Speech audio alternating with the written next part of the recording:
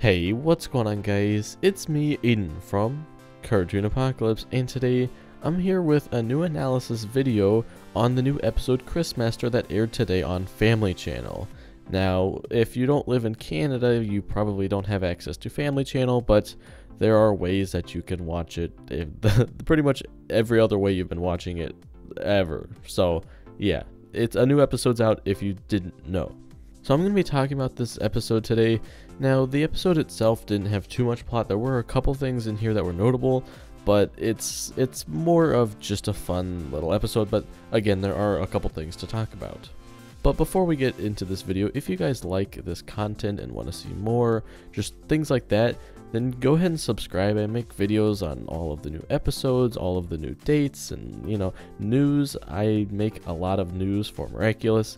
So if you want to stay updated on all of the news, then you can go ahead and subscribe. But yeah, let's go ahead and talk about Christmaster. Now, I know probably everyone in the comments section is going to be saying, Aiden, you said that the promo was Puppeteer 2. Yes, I know. In my promo analysis video, I did mistake this episode with the Puppeteer 2 because there were puppets featured in the promo.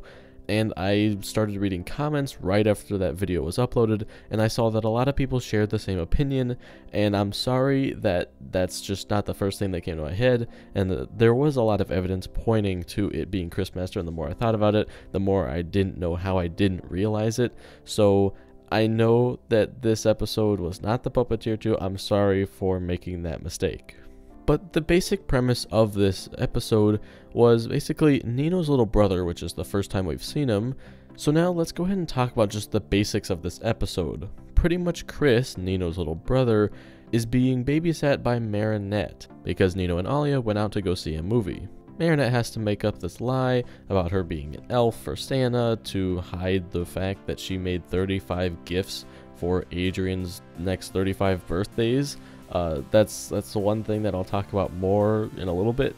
But basically, Chris gets akumatized when he goes home, and just everything kind of goes downhill from there. So basically, what happened is when Chris got akumatized, Santa was brought to Paris, and Chris's power was to turn toys into like actual living toys that could talk and move and things like that. So basically they were on the hunt for Santa Claus, and Santa Claus was brought to Paris for some reason, probably to make this episode have a little bit more flow and make it a better episode. So then we kind of just go through the episode, the things happen, the characters fight, and then Chris gets unakumatized and they say goodbye, and that's pretty much the end of the episode. It pretty much follows the same format after that as most other episodes, but now that we have the basic description of who the akumatizee was, that's not how you pronounce it, I don't know where that came from, and as well as just kind of the basic description of his powers and things like that, now let's go ahead and talk about the more important things. And I just really want to say kudos to the Miraculous team on this episode, especially the very beginning.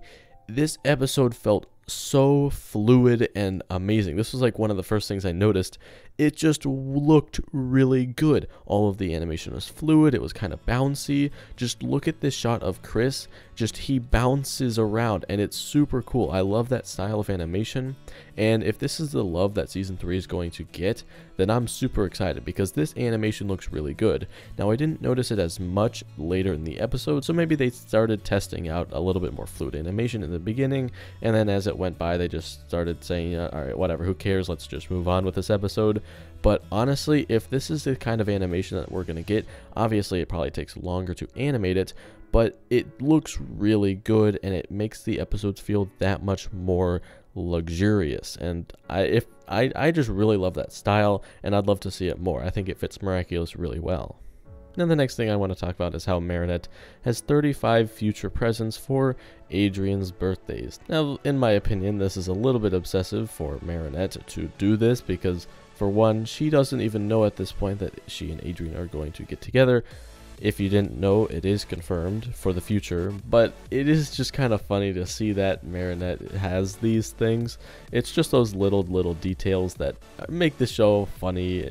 I had a small little laugh at it, and of course it did have that little segment where it was the paper drawn thing, where it was like marionettes thinking, kind of, I don't know. They've had that more and more recently, and I do like those because it does add a little bit to the episode that I just think spices it up a little bit.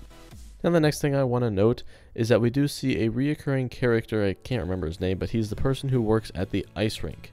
Now this is really cool because it's starting to show that we're going to be getting a little bit more continuity, in my opinion. Now it's not uncommon for shows to reuse characters, because if they want to make a new character, they have to go and 3D model one, and to just have one person for a single episode is kind of, you know, a waste of a model because it takes time to model these characters. But it is interesting to see that we see this new reoccurring character that we might see again in the future. Now I do believe in my analysis video I said that there was a possibility that Nino would get a Miraculous, or at least like the turtle Miraculous, and there was a point in the episode where I was like, alright, yeah, he's getting the Miraculous. Just for a split second when Ladybug first met up with Nino, I did, like, when she did her lucky charm, I thought that that's when she was going to be like, alright, let's get a Miraculous. I don't know, I thought that that would have been cool. It would have probably been unnecessary, but I don't know, that was just my first thought. Also, one more thing with the animation that I do want to note here is that when Nino gets surprised about Santa, his glasses fall down on his face. Now that is a small little detail that I absolutely love. This episode is so beautiful, and they paid so close attention to detail. I don't exactly know if this episode was special. Maybe this was meant to be a Christmas type special, which is something that I do want to talk about, because it does feel a lot like a Christmas special in a way. But again, they formatted it to where it isn't necessarily one, because maybe they originally thought that, hey, if this can be done by Christmas, let's go ahead and make it a Christmas special.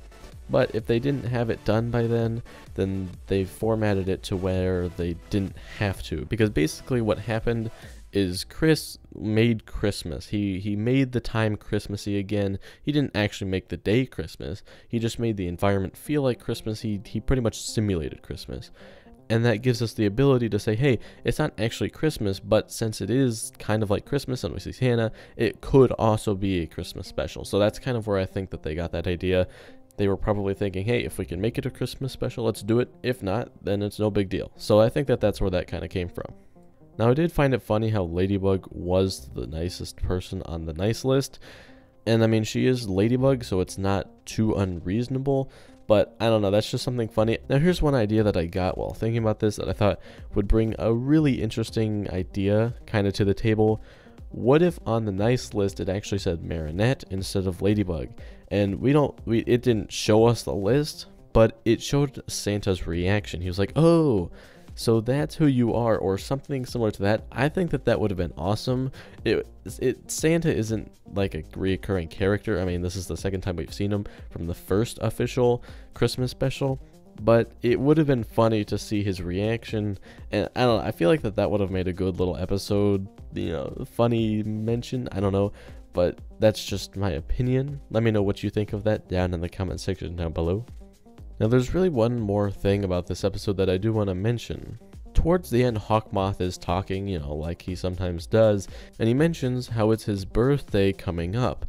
Now, there's a possibility that his birthday will actually be an episode, and that would be really interesting, and them mentioning it in this episode just shows how they're gearing more towards a continuity-based show versus just an every episode is the same kind of show. Which, if we see in the future, where it mentions his birthday and how it talked about that in the past and we get to see it, now it's not something that's super big in as far as continuity goes, but it does show steps in the right direction.